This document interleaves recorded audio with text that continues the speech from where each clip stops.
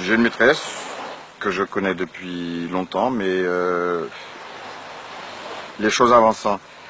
Donc c'est aussi des hauts et des bas, c'est conflictuel. Les problèmes, ce sont des problèmes de gestion de temps essentiellement. Et avec le temps viennent aussi les attentions. Donc il est bien évident que si on n'est pas assez souvent avec l'un, on suppose que c'est l'autre qui bénéficie de ce temps et donc de ses attentions.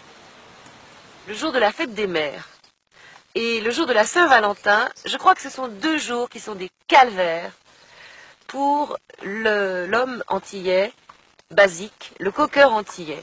Parce que le jour de la fête des mères, c'est le marathon de la fête des mères pour le macho. C'est le marathon du macho.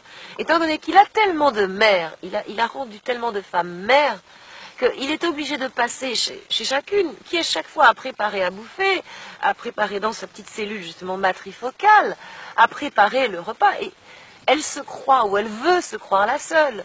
Donc lui, il passe, il est obligé de manger. Et la Saint-Valentin, c'est pareil. Mais c'est même pire. Parce qu'à la Saint-Valentin, il est obligé d'avoir l'air amoureux.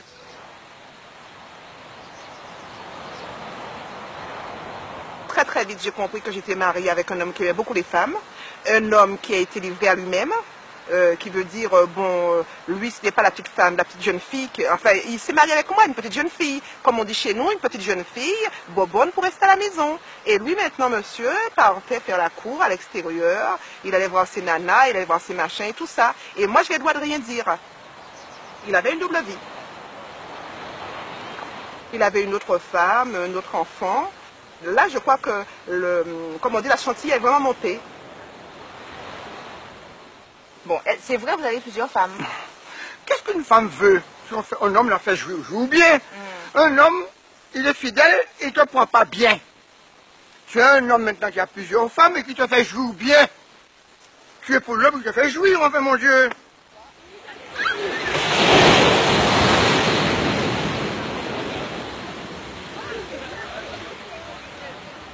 Blessé,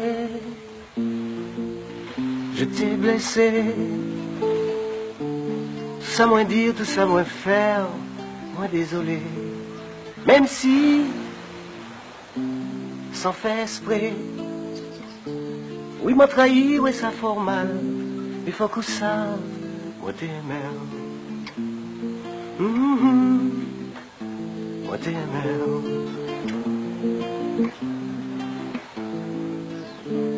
Brisé, mi-tiens brisé. Toute fleur l'amour qui t'est Adam, vini fané. Fragile, aussi fragile.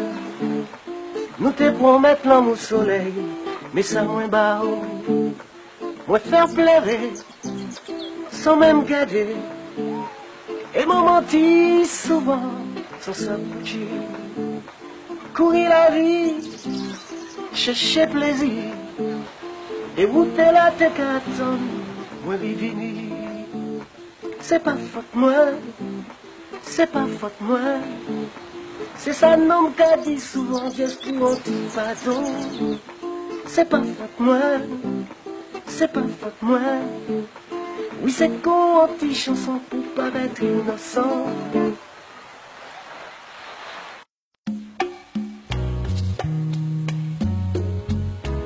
Nous les hommes, nous avons conservé le mode d'agir et de penser de la plantation, alors que nos femmes, elles sont déjà, si vous voulez, dans une société postmoderne où la femme a autant de droits que l'homme. Donc la fracture est moins une fracture sexuelle comme on imagine qu'une fracture de génération.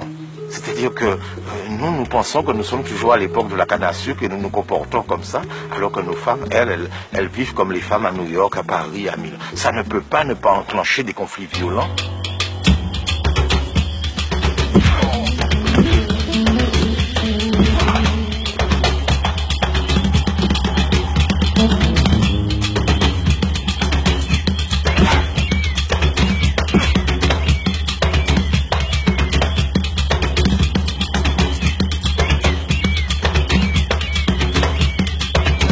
Bagarre justement à cause de cette autre femme qui avait un gosse pour lui.